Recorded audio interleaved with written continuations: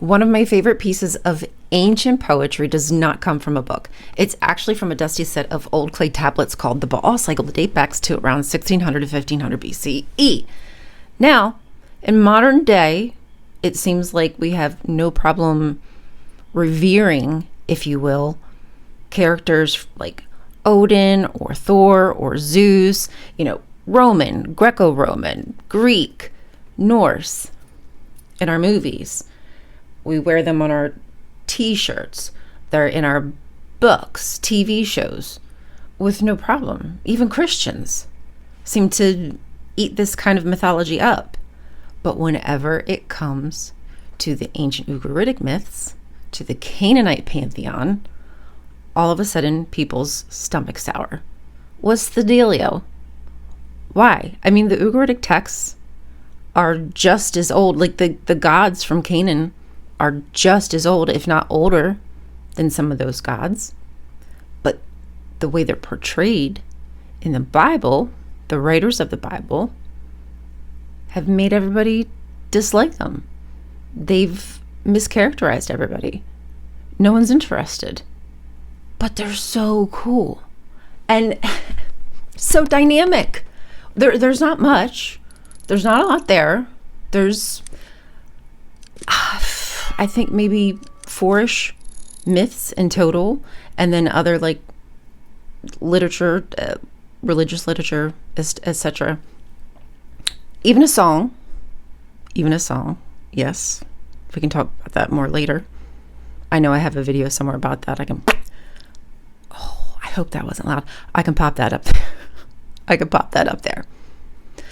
But such cool things. You wouldn't realize how dynamic some of the gods are, because they're just treated as idols, demonic. Like it's almost as if you'd be betraying Yahweh if you wanted to learn about Baal Hadad. But you'd be just fine with talking about Zeus. No problemo. What gives? It's pretty messed up. So I thought it would be fun if I just read you the piece of poetry from the Baal Cycle that I love, and it's dialogue between Baal Hadad and Anat. Now, Anat is a warrior goddess. She's also fertility of herd and possibly even field. She's a huntress. She's not only the cohort of Baal Hadad, but she's also the consort. And she's also his sister.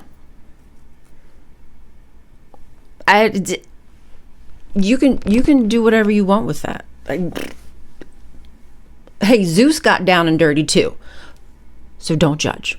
So let's read this portion of the Baal Cycle to see the interactions of Baal Hadad and Anat. And I'm going to ask you this question first. What is Baal's motives when he has this message sent to Anat? Message of mightiest Baal, word of the mightiest of warriors. Place in the earth, war. Set in the dust, love. Pour peace amid the earth, tranquility amid the fields. You hasten, you hurry, you rush. To me let your feet run. To me let your legs race. For a message I have, and I will tell you. A word, and I will recount to you. The word of tree and the whisper of stone. The word people do not know, and the earth's masses not understand. The converse of heaven with the earth, of the deep with the stars. I understand the lightning which the heavens do not know.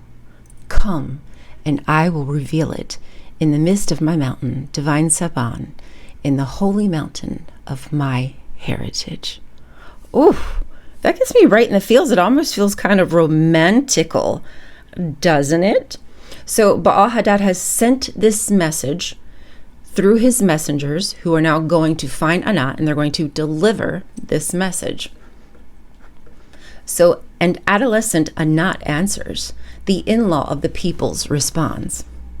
I will place in the earth war, set in the dust love.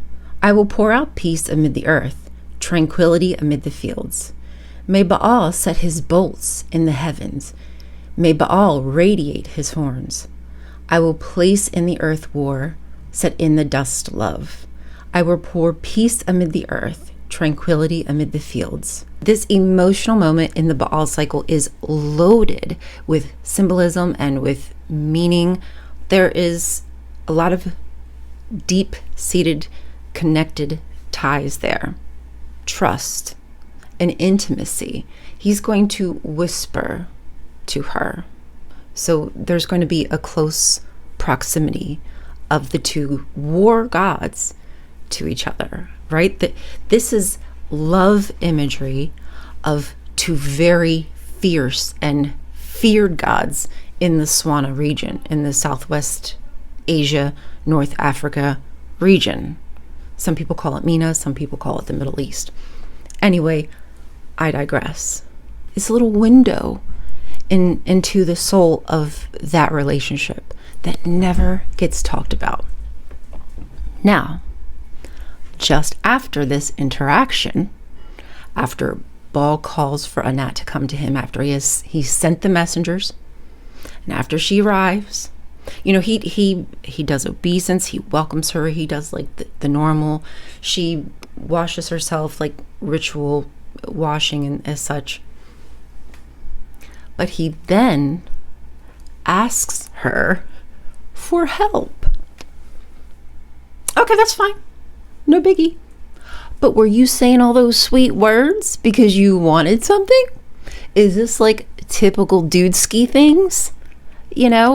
Somebody comes home with flowers and they either did something wrong or they want to ask for something. Is that what's happening here? Or was this truly a genuine, loving relationship where Baal Hadad was going to reveal the most divine secrets to Anat that nobody else in the whole universe would ever know? There's so much happening in the Baal cycle, and it just doesn't get its proper dues because of the polemics in the Bible, which is so unfair. So if you are like me and you enjoy ancient myths and legends, I hope you follow.